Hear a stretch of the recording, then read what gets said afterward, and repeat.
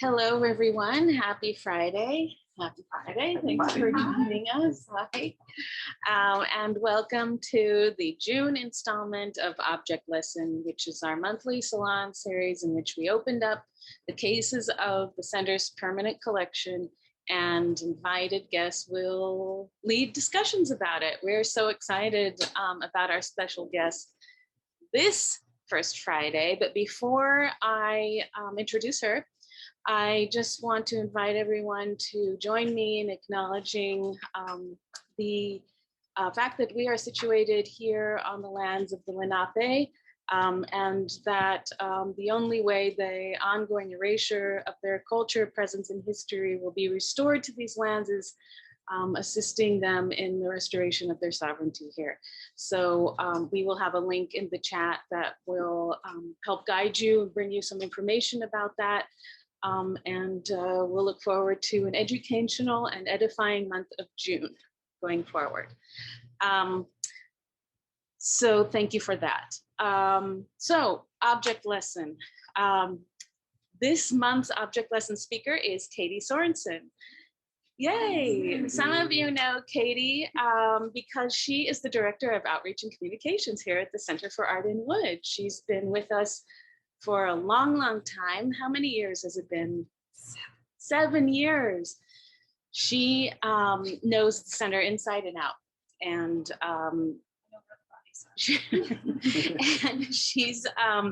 but her main title means that she's responsible for developing educational programming, special events, and creating collaborative relationships within the community between individuals and organizations. She has worked in the museum and nonprofit industry over the years, while also maintaining an active studio practice in metals and jewelry. And it is that she's going to be sharing with us today in her object lesson talk. She's going to be answering all kinds of questions for us, and be sure to volunteer your questions in the chat, or if you're here with us in person, we welcome any questions you have for Katie along the way, and we're looking forward to this month's object lesson. So Katie, I'm going to let you take it away. Okay, great.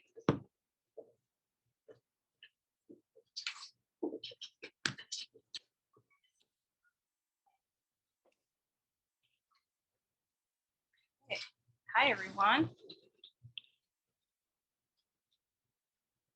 Let's see. Okay, so I'm going to share my screen here.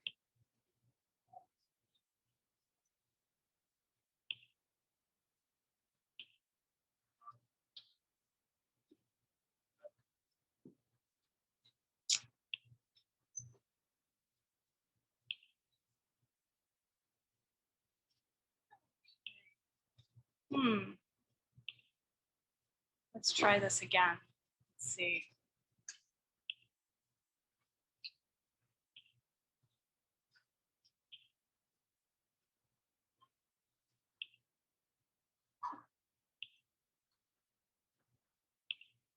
Ah, there we go.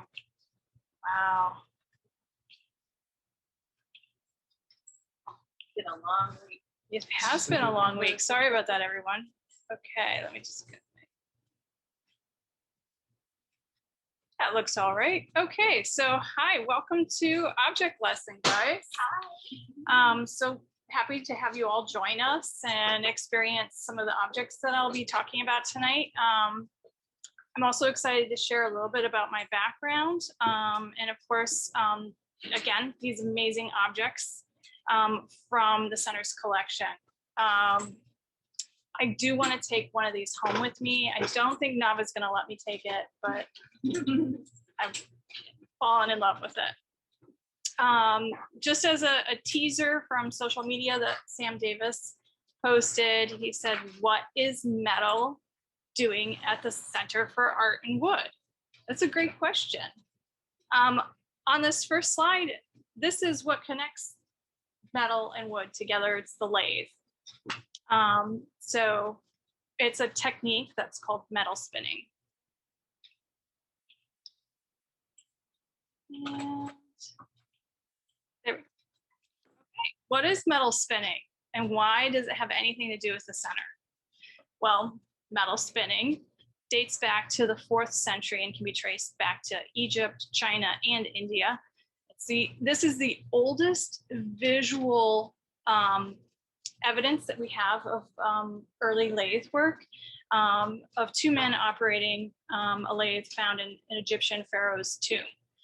However, there are evidence of earlier histories of lathe use found in literature.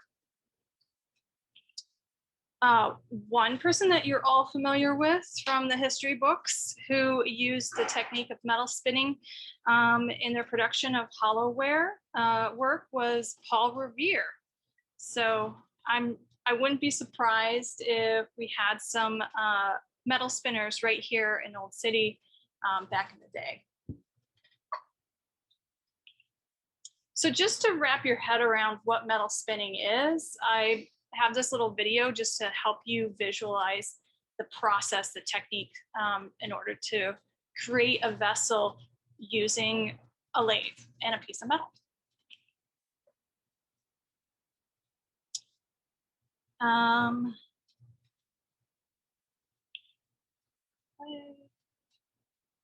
Okay, so this is a really, what you're gonna see is a very simple example of metal spinning, but it's pretty much the method that I used for metal spinning when I was in college. You have, as you can see here, a wooden form that was created on the lathe, and it's then you take a metal disc and you sandwich it between the wooden form with a pressure pad that's attached to the tailstock to hold the disc in place. You're going to want to make sure that there's enough pressure there to hold the disc before you turn on that lathe.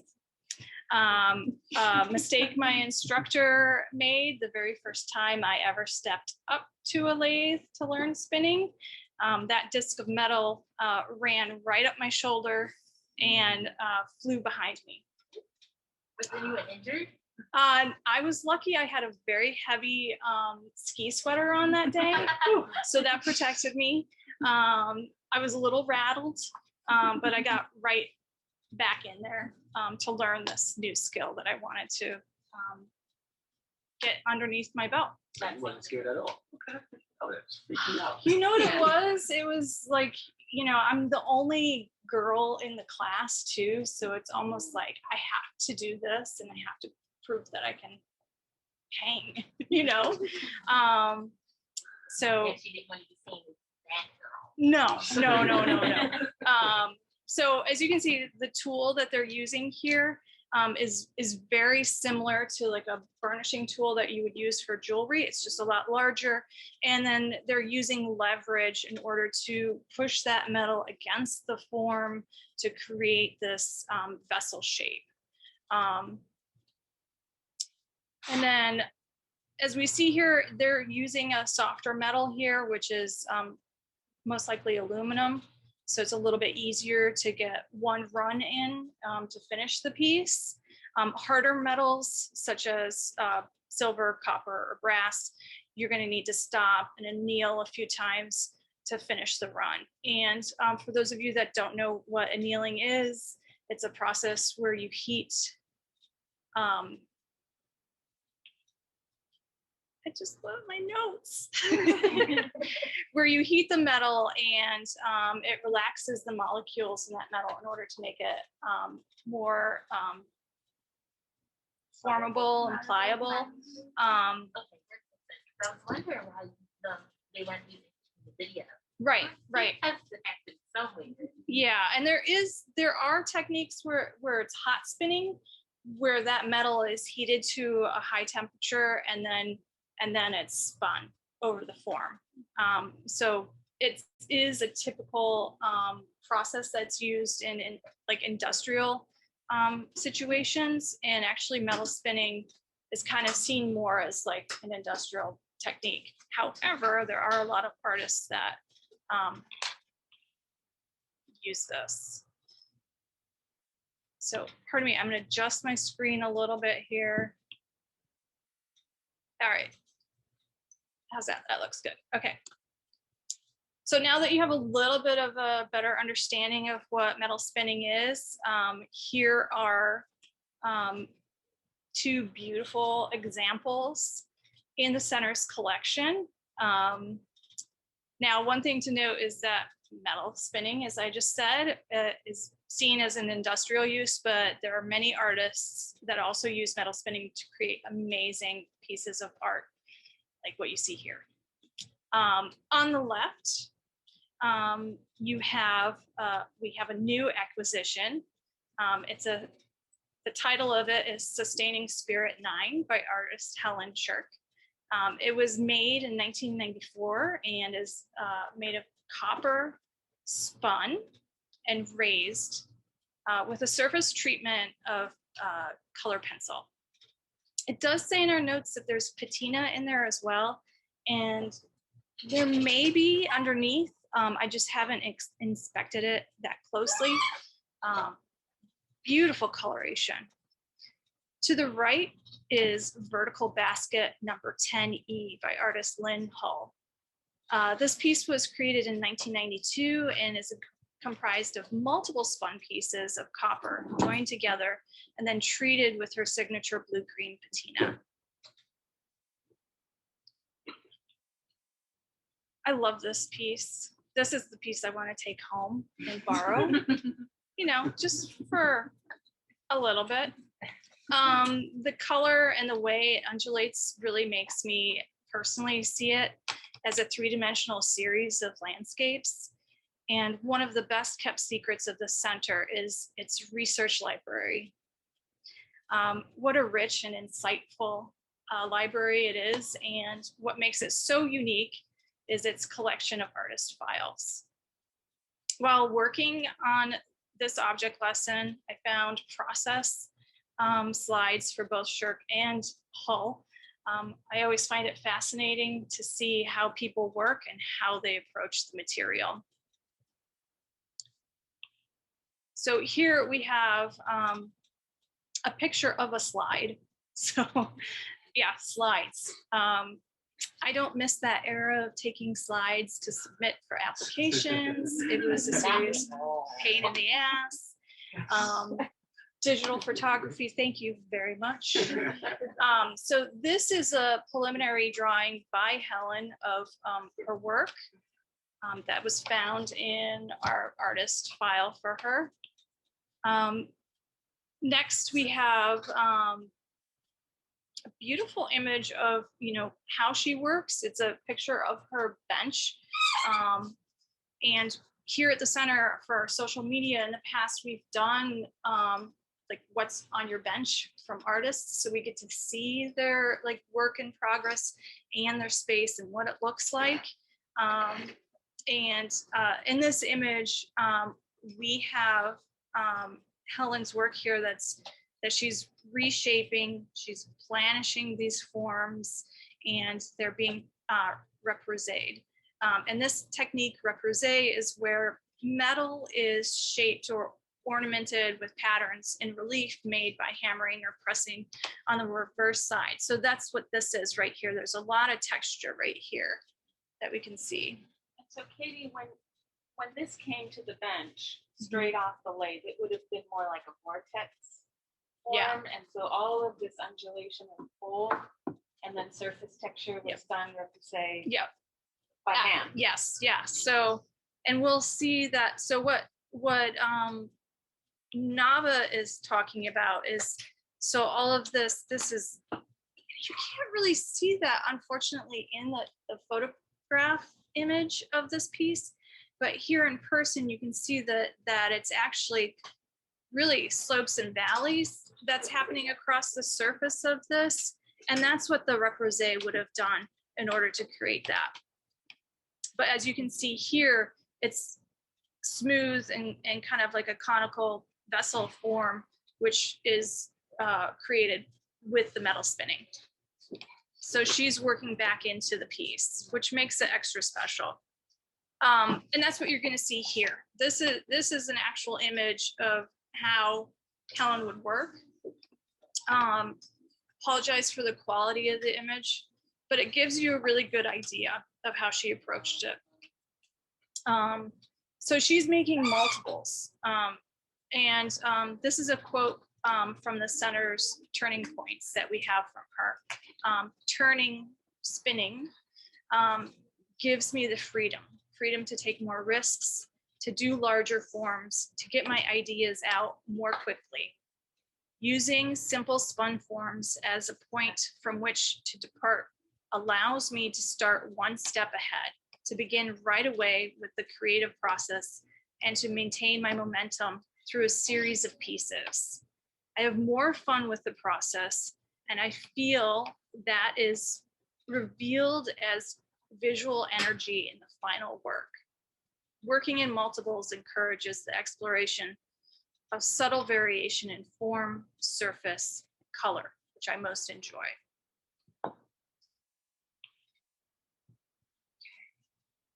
So we see here, the multiple pieces that she would create with using the lathe to spin the metal, and then go back in and create the various different forms, making each one their own individual piece.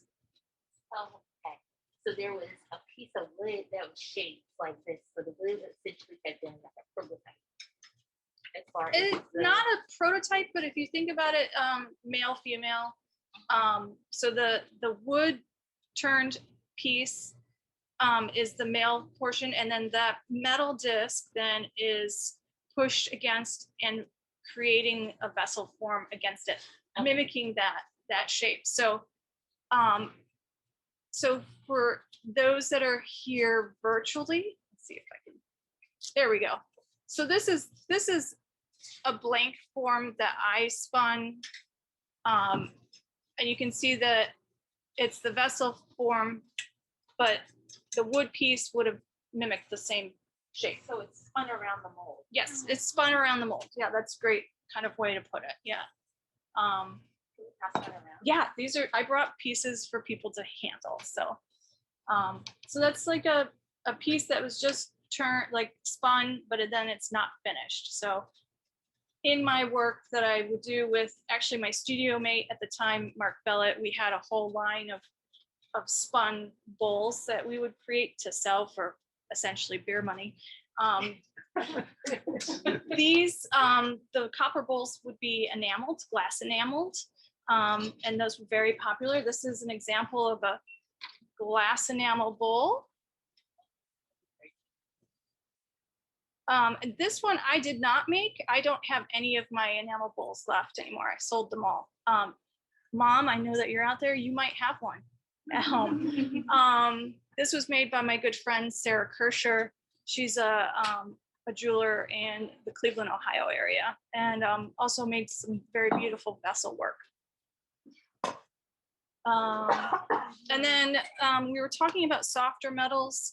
This is a pewter form, and pewter is a very soft metal.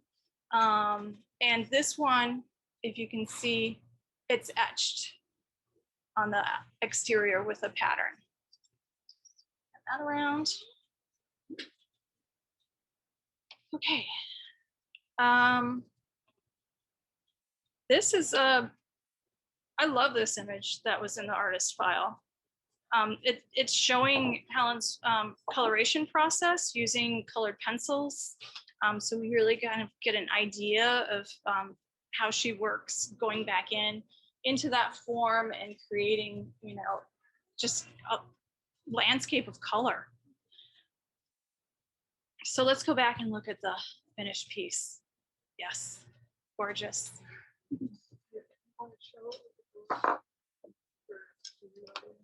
Sure.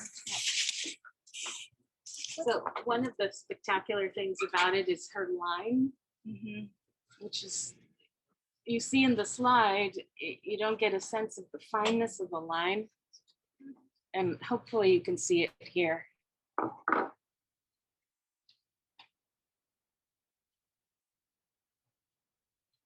We have a question from Carolyn. Yeah. So that's a really good question, Carolyn.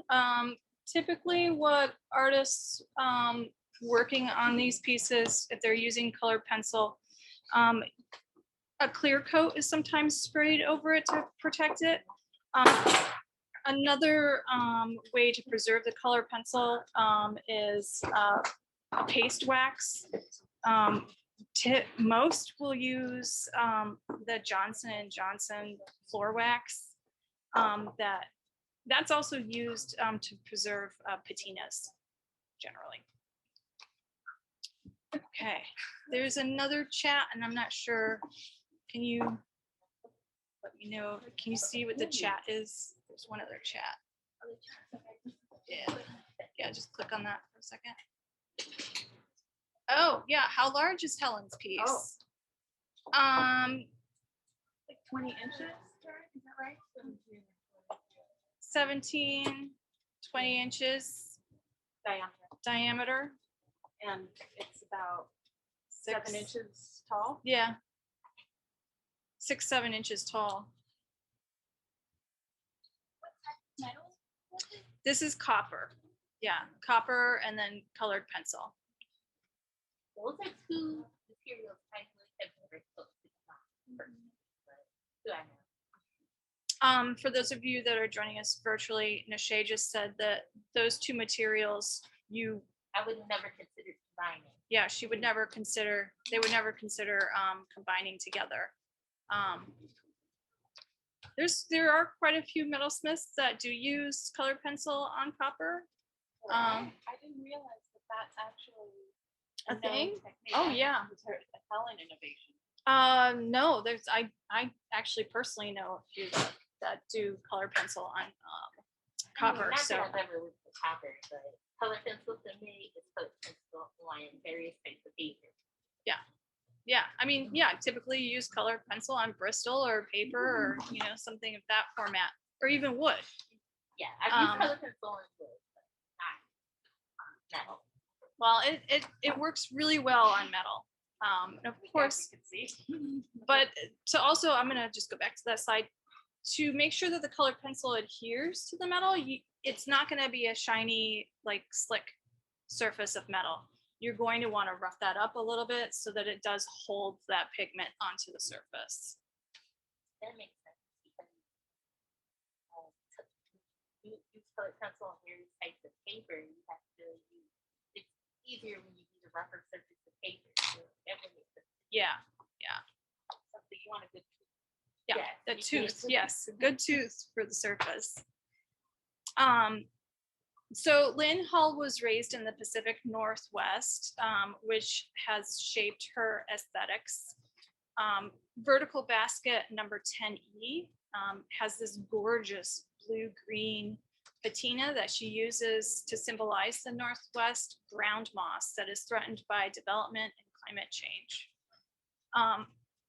Hull is also influenced by Chinese ceramics, Japanese package design, and Asian vesselware.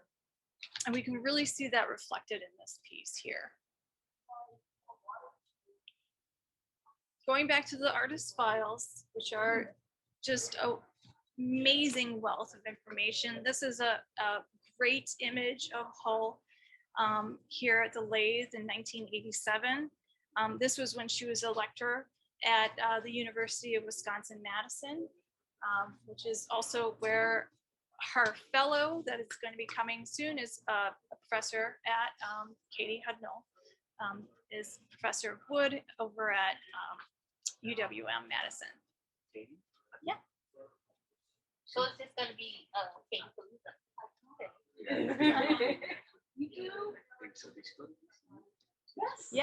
Yeah. Oh, we have somebody here that knows Katie Hudnall, so that's very, very cool.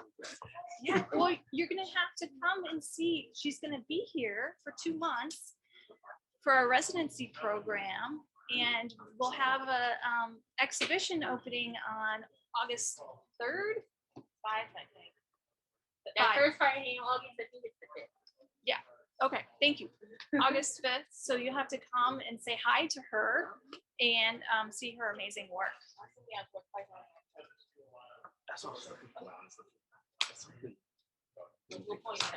No, that's okay. So Hull had some great process images in her folder, and right here we're seeing her process step by step, basically, of how she spins metal. And it also, allows us to really see their use of the nature of production from metal spinning. So creating multiples. They both created multiples from these forms while they're spinning. Hull often stacks multiple spinnings together, just as in vertical basket number 10E, as we see here. These are multiple forms here. So how are they attached together? So standard metalsmithing, you would, Nishay is asking about how these would be connected together. So these most likely are soldered together to create this form. Hull often works with a conceptual series, a direction which allows her to make a variety of baskets or forms or vessels that relate to each other. And she uses the vessel as a metaphor for the human body.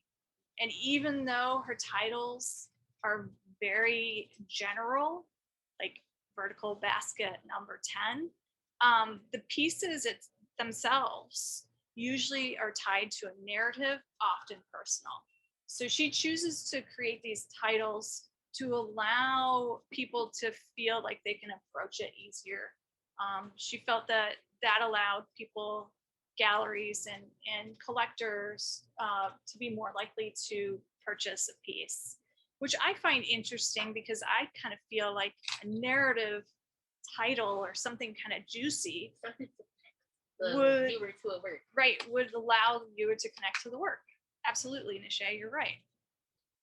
That's definitely a different thought process than I've ever taken in my own work, because to me the title is part of how I share my thoughts with the viewer, who may or may not like come from the same perspective as I do, but it's a way to just to begin a little bit of connection, to give the viewer a jumping off point so they can understand what it is that I'm going for.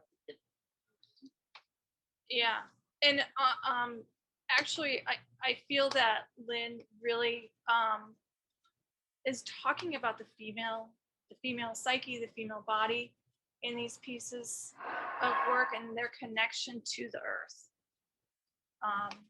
Her patina really kind of resonates the earth, and that's where we come from. We have to protect that earth and take care of it. I just imagine fires in there. Say that again? I just imagine flames coming out of the hole. Oh yeah, like almost like a ceremonial vessel. Yeah, flames coming out of the center of it. Yeah, lantern. Yeah. In this slide, we've got a great example of a sectional chuck, allowing the form to have a tighter mouth, and spinning very complex forms and vessels.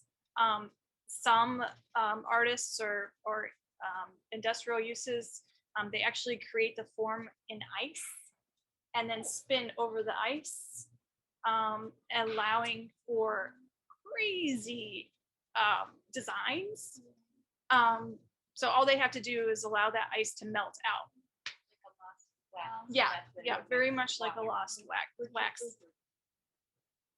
With ice. Yeah. Interesting. So we have other artists that have used ice to create their forms. So I've seen things like that with resin, different kinds of resin. Yeah, I could see that. Let's see, where am I on this? Okay. This is another shot of that segmented chuck form that she creates. You can see that each piece is numbered so that you can go ahead and put them back together the way that you want them in order to create this vessel form right here. So another shot of vertical basket number 10E. Just lovely.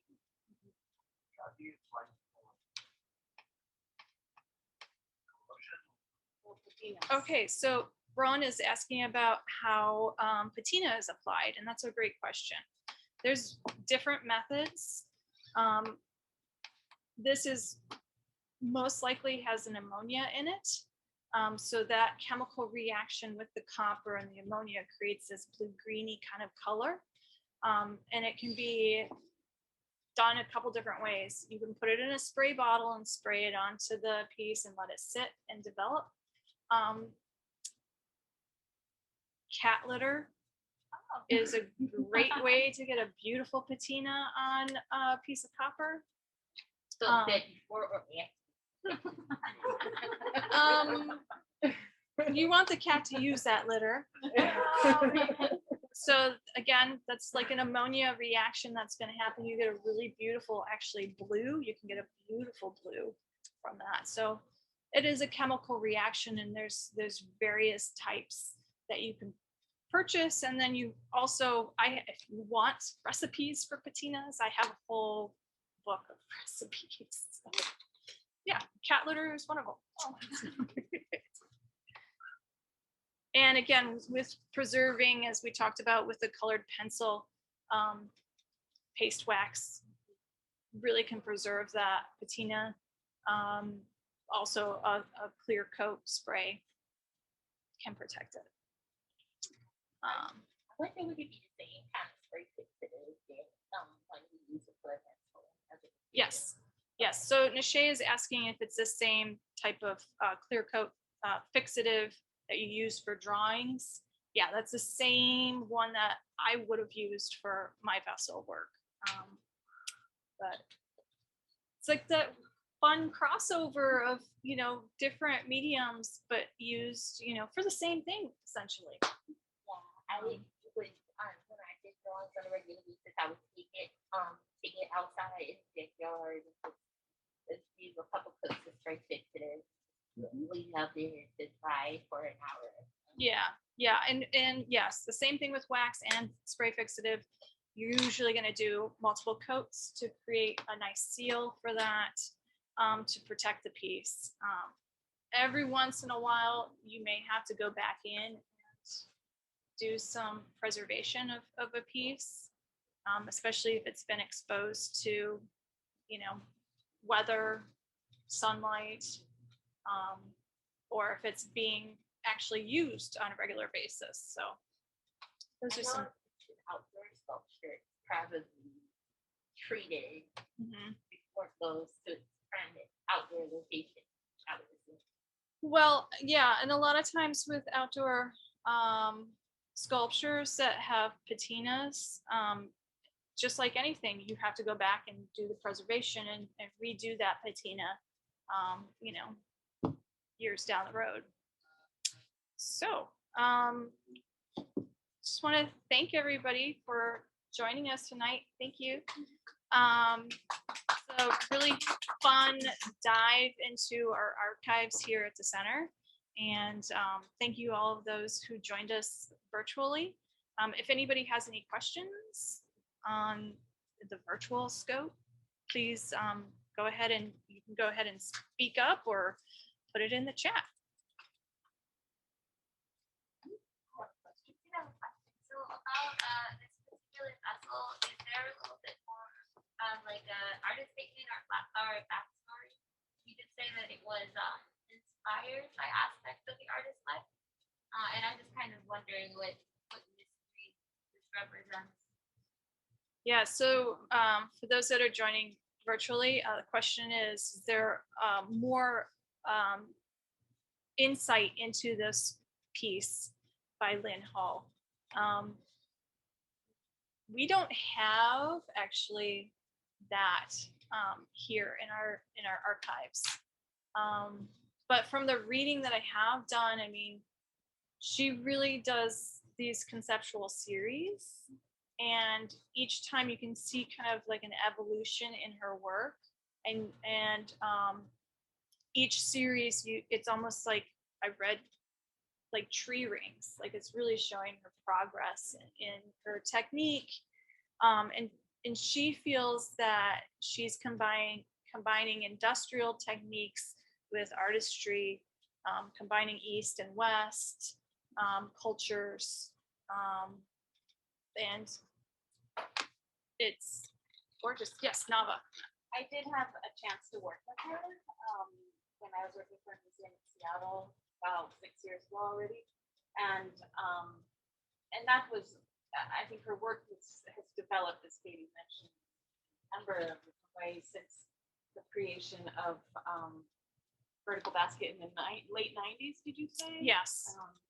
And at that time, she was doing more of these shallower vessels, but they were very intentionally connected to this concept of the woman's body as a vessel, and such that they were really taking on these forms that were incredibly suggestive of specific anatomy of the woman's body that the vessel could, and but they were incredibly beautiful. And instead of patina, she was doing more different types of metals and sandwiching them together and then spinning at the same time, and then pushing them in so the convexity had these folds and ripples, and then setting up landscapes with them. So she did a whole installation where they kind of took over different levels. So it's really stunning work, but very, very obviously about this whole concept of both spiritually and physically. So for those that are virtual, if you couldn't hear Nava that well, she spoke about her time working with Lynn at Bellevue Arts, and this series of work that she did that really focused on conceptual idea of the woman's body, and not using patina as much, but more different metals working together in a landscape of work. It's like this one looks like it's a woman, like she has a bracelet. Yeah. Oh yeah. So Alex here just said that this piece looks like a woman holding her hands up above her head, wearing a bracelet and a necklace around her neck. That's very. I love that. That's lovely. It's not. It wasn't my immediate thought, but I see it. Yeah. Now I can't unsee it. Yeah. Right. Now you can't unsee it.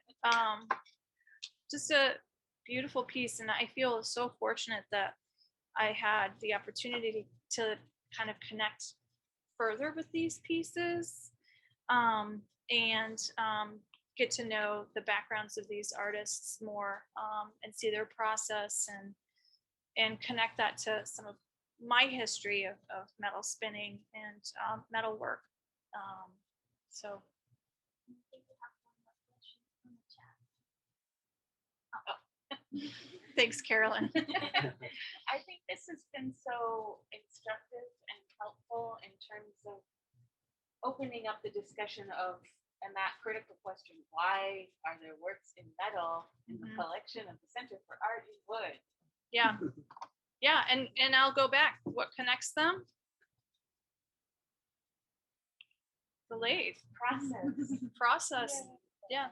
So I've definitely discovered how my process as a painter are connected to a lot of processes that artists who work with. That was